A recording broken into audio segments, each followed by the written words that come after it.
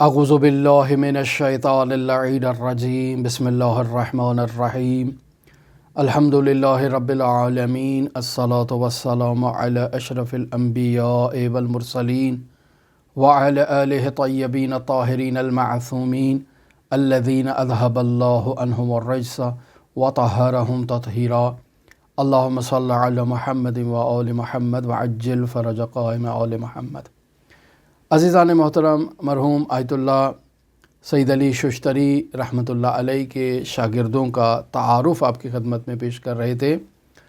اور آج اس سلسلے میں شیخ عبد الرحیم مجتہد ششتری کا ذکر آپ کے ساتھ کریں گے۔ آیت اللہ ششتری کے شاگردوں کی فہرست میں مجتہد ششتری کے نام سے شیخ عبد الرحیم قابل ذکر ہیں، جو مرحوم ملا محمد باقر مجلسی رحمۃ اللہ علیہ کی نسل سے ان کا تعلق ہے۔ عبد الرحیم کی تاریخ پیدائش کے اعتبار سے اگر بیان کیا جائے تو 1226 ہجری قمری کو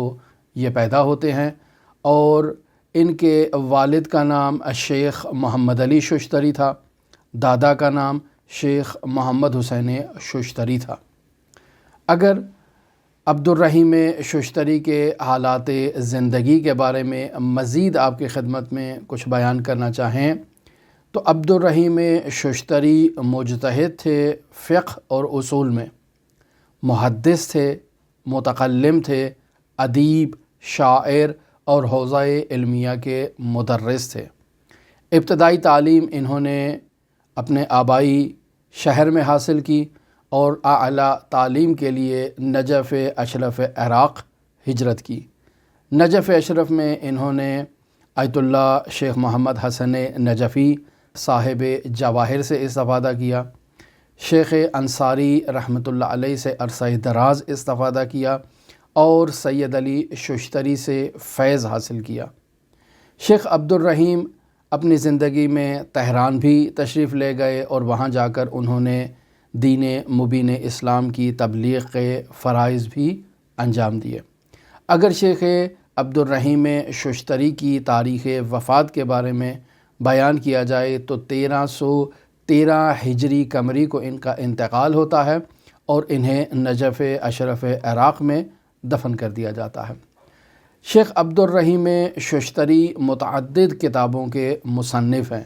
اور ان کی کتابوں میں بہت سی اصولی اور فقہی کتابیں، رجالی کتابیں موجود ہیں۔ حتیٰ منیۃ المرید جیسی اخلاقی کتاب کو انہوں نے اشعار کی صورت میں ترتیب دیا ہے۔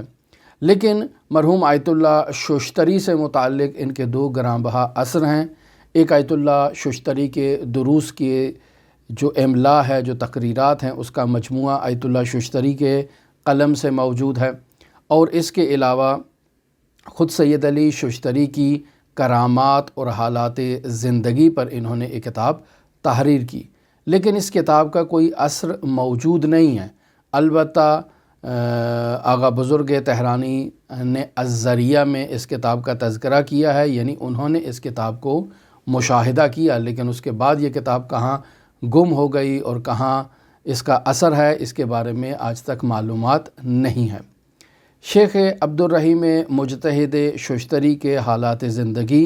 بقیہ فقہا گراں قدر کے حالات زندگی کی طرح نہایتی مجہول ہیں، یعنی ان کے حالات زندگی میں کوئی واقعات یا کوئی ایسی تفصیل موجود نہیں ہے سوائے اس واقعے کے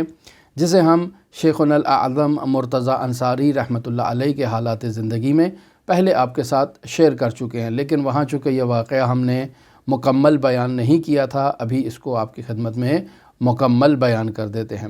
شیخ عبد الرحیم ششتری چونکہ شیخنا الاعظم شیخ مرتضیٰ انصاری کے شاگرد تھے، لہٰذا یہ اس واقعے کو بیان کرتے ہیں کہ میں حضرت ابی الفضل العباس علیہ آلاف التحیت و ثنا کے حرم مطہر میں موجود تھا، اور میری 3 حاجتیں تھیں، جن حاجات کے لیے میں حضرت عباس علیہ آلاف التحیت و ثنا کے حرم میں دعا کرنے میں مصروف تھا۔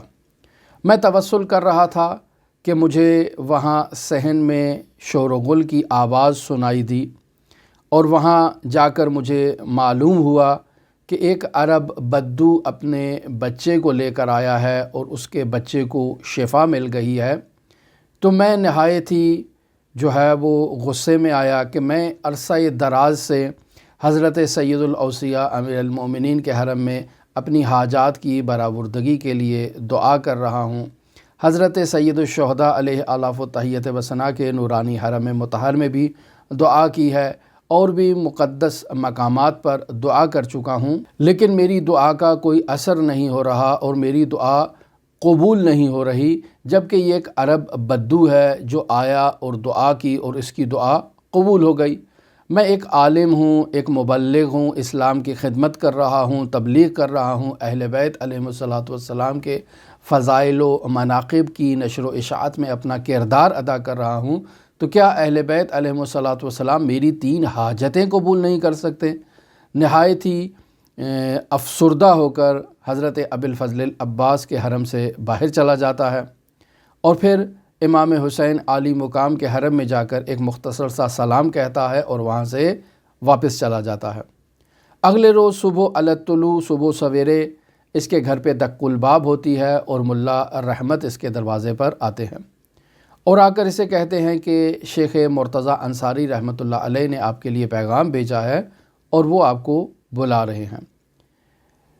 شیخ عبدالرحیم مجتہد ششتری شیخ مرتضیٰ انصاری کے پاس جاتے ہیں، سلام اور احوال پرسی کے بعد شیخ مرتضیٰ انصاری کہتے ہیں کہ یہ 200 تومان لے لو اور اسے اپنی روزمرہ زندگی پر خرچ کرو، آپ کا جتنا بھی قرض ہے وہ میرے ذمہ ہے، میں آپ کا قرض ادا کروں گا۔ اب آیت اللہ شیخ مجتہد ششتری یعنی شیخ عبدالرحیم ششتری نہایت تعجب سے کہتے ہیں کہ یہ ان 2 حاجتوں میں سے ہے کہ جو میں عرصہ دراز سے تقاضا کر رہا تھا۔ میری ایک حاجت تھی کہ میں 200 تومان کا مقروض تھا جس کے لیے مجھے رقم درکار تھی، مجھے اپنی ضروریات زندگی کے لیے بھی رقم درکار تھی، لیکن شیخ مرتضیٰ انصاری نے میرے قرض کی رقم کی مقدار کے مطابق مجھے رقم دی کہ میں اپنی ضروریات زندگی میں خرچ کروں، اور 200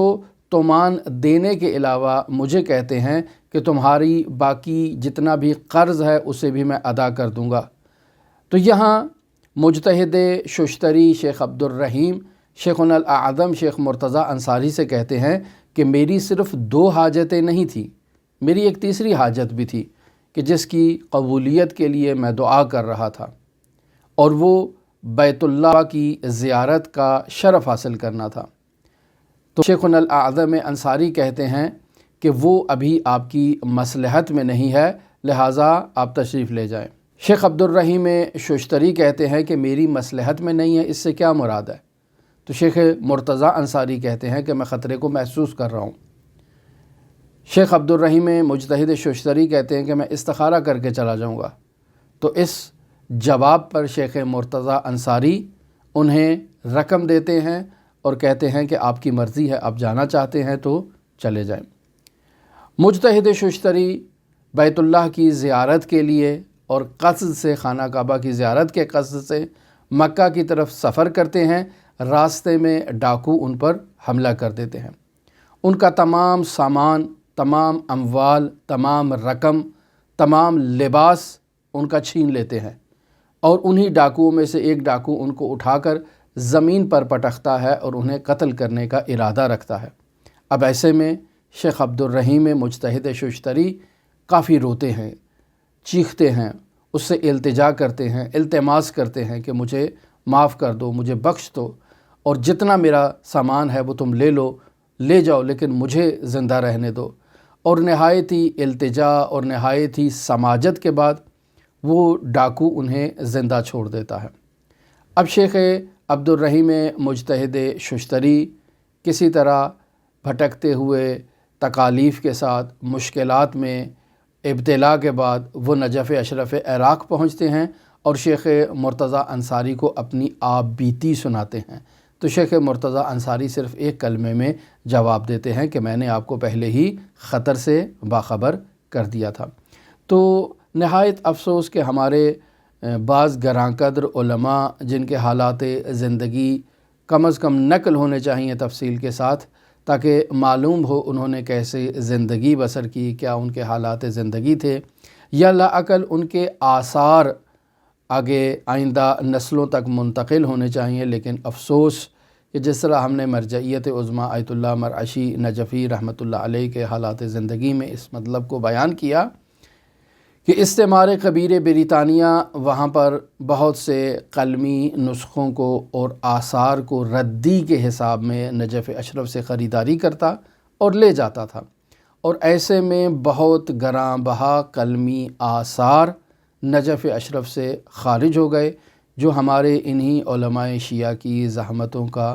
نتیجہ تھے اور نچوڑ تھے، اور آج ہم ان آثار سے محروم ہیں، جن میں بہت سے علماء کے حالات زندگی، بہت سے واقعات، بہت سی کرامات اور ایسے ہی شخصیات کی زحمتیں تھیں، اور آج ہم ان شخصیات کی آثار سے محروم ہیں، اور ان کا کوئی اثر ان کتابوں کا ہمارے پاس موجود نہیں ہے۔ تو ہماری دعا ہے کہ خداوند متعال ہمیں شیعہ علماء کے آثار کی حفاظت کرنے کی توفیق عطا فرمائے۔ خداوند متعال ہمیں حضرات اہل بیت علیہم الصلاۃ کے ان خدمت گزاروں کی خدمت کا صلہ، یعنی ان کے آثار کی حفاظت، ان کی تعلیمات پر توجہ کرنا، غور و فکر کرنا، اجتہاد کرنا اور انہیں آئندہ نسلوں تک منتقل کرنا، خداوند متعال ہمیں اس کی توفیق عطا فرمائے۔ چونکہ انہوں نے اپنی زندگی میں جو کچھ بھی حاصل کیا وہ ائمہ اہل بیت علیہم الصلاۃ کے درس گدائی تھی، ان کے معارف تھے، جو انہوں نے وہاں پر ان ہستیوں کے جوار میں رہتے ہوئے محنتوں سے، مشقتوں سے حاصل کیے، اور ہماری غفلت کے باعث وہ آثار رفتہ رفتہ نابود ہو رہے ہیں۔ آج بھی کتاب خانوں میں ایسے بہت سے قلمی آثار موجود ہیں کہ جنہیں دوبارہ احیاء ہونا چاہیے، دوبارہ ان کے بارے میں تحقیق ہونی چاہیے، ان آثار کو دوبارہ پبلش ہونا چاہیے، اور آئندہ نسلوں کے لیے ان کو محفوظ ہونا چاہیے، جبکہ وہ صرف کتاب خانوں کی زینت بن کے رہ چکے ہیں۔ خداوند متعال ہمیں